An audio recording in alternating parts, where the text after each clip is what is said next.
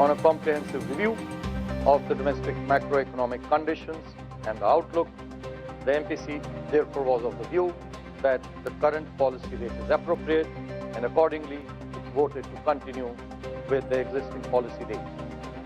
It also agreed to retain the neutral stance. આરબીઆઈએ વ્યાજ દરોમાં નહીં કર્યો કોઈ ફેરફાર.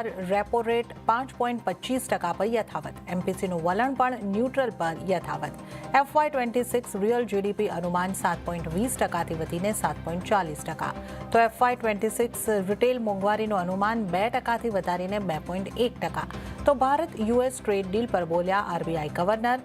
કહ્યું ટ્રેડ ડીલથી મધ્યમ ગાળામાં એક્સપોર્ટને મદદ મળશે. બજારમાં નીચલા સ્તરેથી શાનદાર રિકવરી. નિફ્ટી નીચલા સ્તરેથી 200 પોઈન્ટ સુધરીને બંધ. બેંક નિફ્ટીમાં પણ જોવા મળી નીચલા સ્તરેથી રિકવરી. મિડ કેપ ઇન્ડેક્સ પણ સુધરીને ફ્લેટ બંધ. એફએમસીજી શેર્સમાં જોવા મળી સારી ખરીદારી.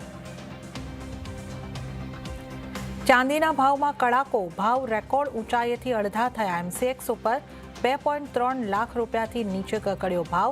સોનાનો ભાવ 1,50,000 રૂપિયાથી નીચે. જીએસટી રજિસ્ટ્રેશન બનશે સરળ. રિફંડ ઝડપથી મળશે. સૂત્રોના જણાવ્યા અનુસાર આગામી જીએસટી કાઉન્સિલની બેઠકનું ધ્યાન ઓડિટ પ્રક્રિયાને સરળ અને ઝડપી બનાવવા પર. બજેટ સત્ર બાદ બોલાવવામાં આવી શકે જીએસટી કાઉન્સિલની બેઠક. સીએનબીસી બજાર એક્સક્લુઝિવ.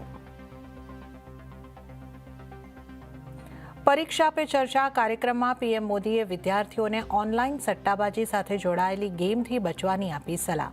કહ્યું ગેમિંગ પ્લેટફોર્મનો સમજદારીપૂર્વક ઉપયોગ કરો.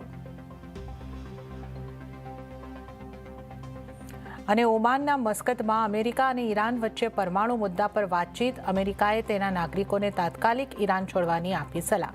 વાતચીત પહેલા ઈરાનના વિદેશ મંત્રીનું નિવેદન. કહ્યું ઈરાન વાટાઘાટો કરશે પરંતુ પોતાના અધિકારો સાથે સમાધાન નહીં કરે.